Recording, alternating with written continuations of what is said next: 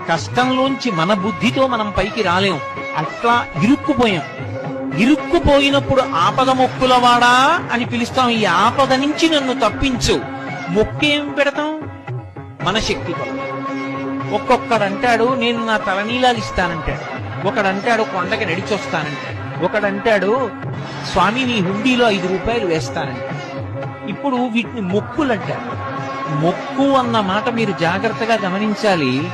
వెంకటేశ్వర స్వామి వారి హృదయం ప్రకారం అయితే వ్యాపారము కావు.